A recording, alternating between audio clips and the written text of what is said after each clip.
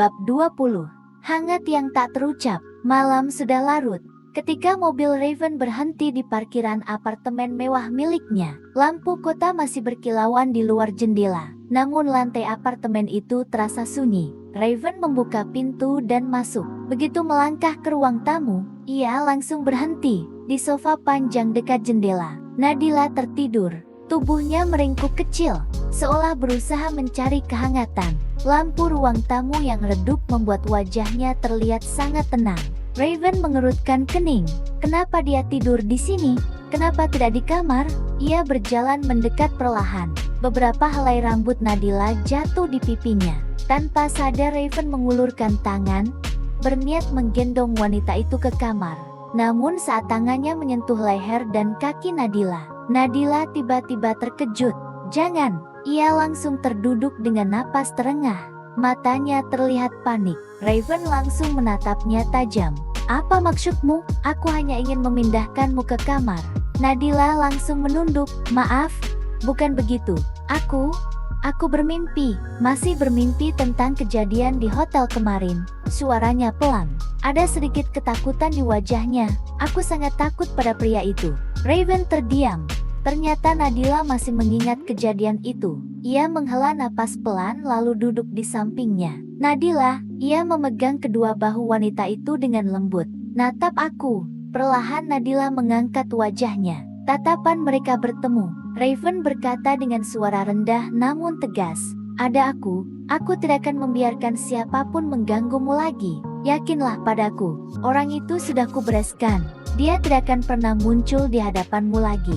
Nadila menatapnya beberapa detik, lalu perlahan mengangguk. Ada kepercayaan yang mulai tumbuh di matanya.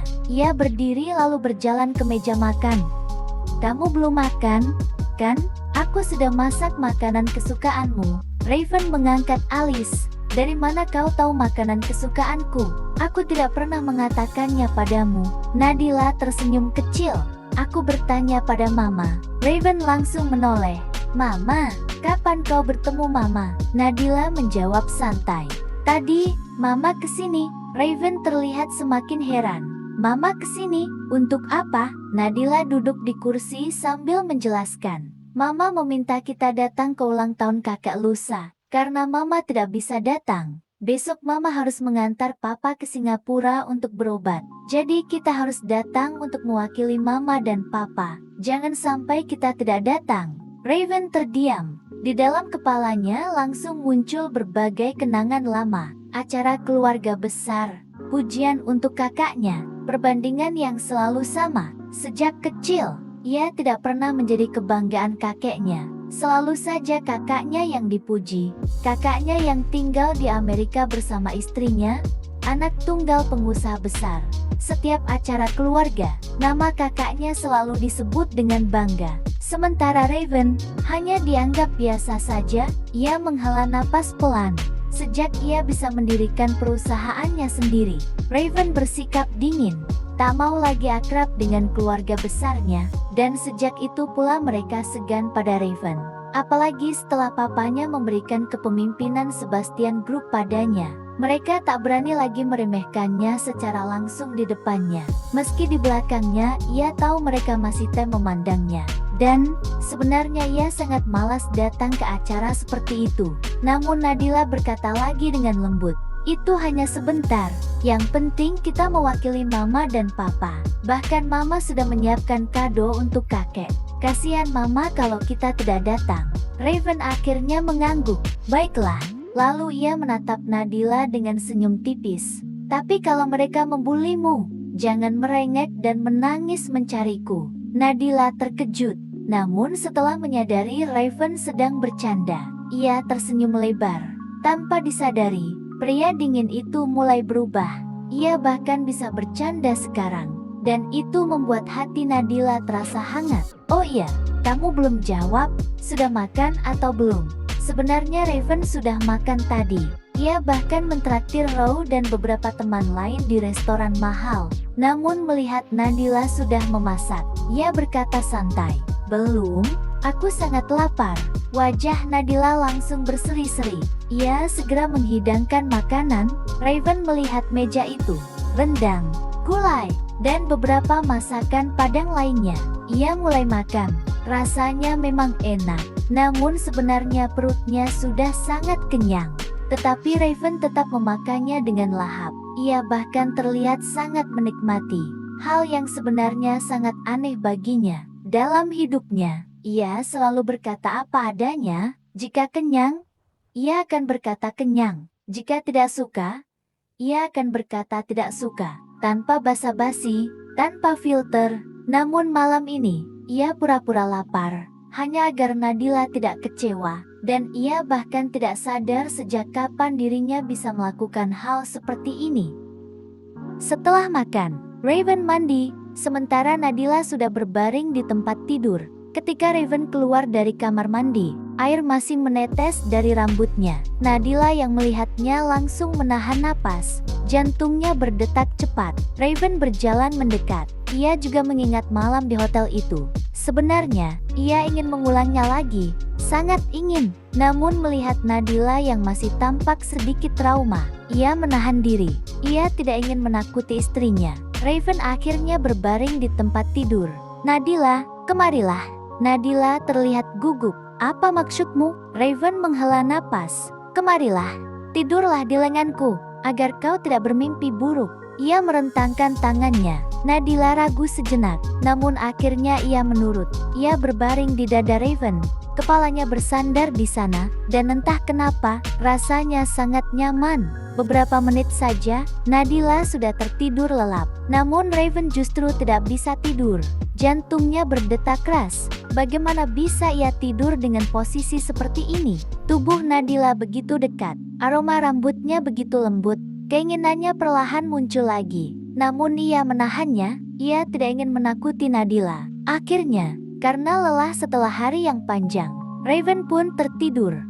Namun di tempat lain, di sebuah rumah mewah keluarga Sebastian, seorang wanita elegan sedang duduk di ruang kerjanya yang tenang. Wanita itu adalah Melanie Sebastian, ibu Raven. Di tangannya ada sebuah foto.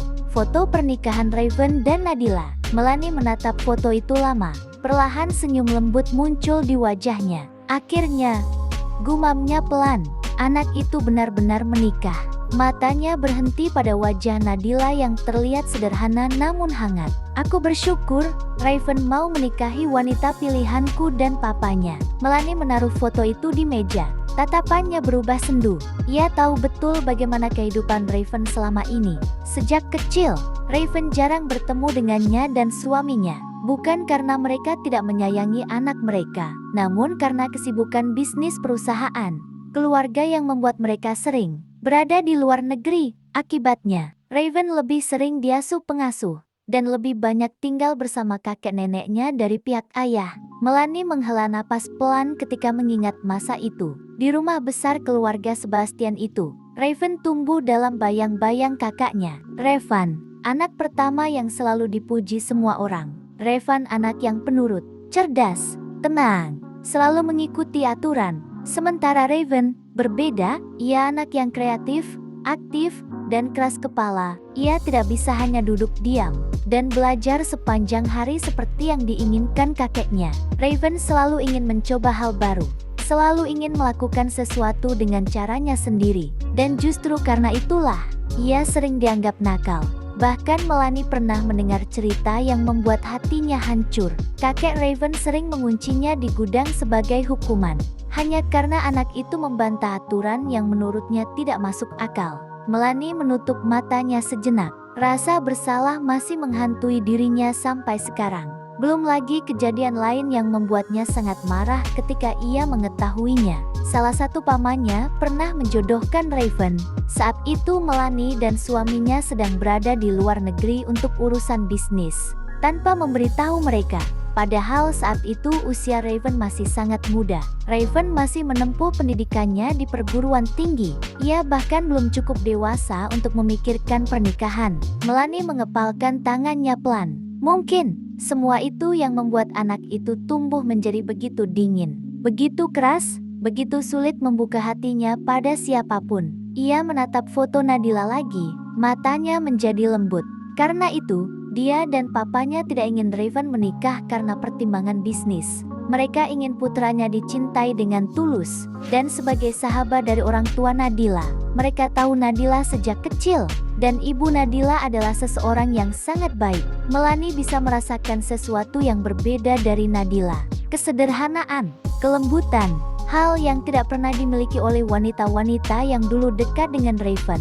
Ia teringat ketika tadi siang bertemu Nadila. Gadis itu begitu sopan, begitu tulus, dan matanya, Melanie bisa melihat ketulusan di sana. Ia mengambil sebuah kotak kecil dari laci mejanya. Kotak berisi perhiasan keluarganya yang tadi sudah ia berikan kepada Nadila. Perhiasan itu bukan sembarang perhiasan. Itu adalah warisan keluarga yang biasanya diberikan kepada menantu yang benar-benar diterima. Melanie memberikannya dengan satu alasan. Ia tidak ingin Raven merasa disisihkan lagi seperti dulu. Ia ingin anaknya tahu bahwa ibunya mencintainya sepenuh hati. Melanie menatap langit malam dari jendela besar ruang kerjanya. Ada rasa sesal yang tidak pernah benar-benar hilang di hatinya, bahkan kepada dirinya sendiri. Raven tidak pernah benar-benar manja. Tidak pernah datang untuk sekadar bercerita seperti anak laki-laki pada ibunya. Anak itu selalu menjaga jarak, selalu terlihat kuat, seolah tidak membutuhkan siapapun. Melanie menunduk pelan. Aku terlalu sering meninggalkanmu dulu. Maafkan Mama, Raven. Namun sekarang, ia ingin memperbaiki semuanya, sedikit demi sedikit. Dan mungkin, Nadila adalah kesempatan itu. Kesempatan agar Raven akhirnya bisa merasakan sesuatu yang tidak pernah ia miliki sebelumnya. Kehangatan sebuah keluarga. Melanie tersenyum pelan. Jagalah dia, Nadila. Anakku mungkin terlihat kuat, tapi sebenarnya hatinya jauh lebih rapuh dari yang orang kira. Bersambung.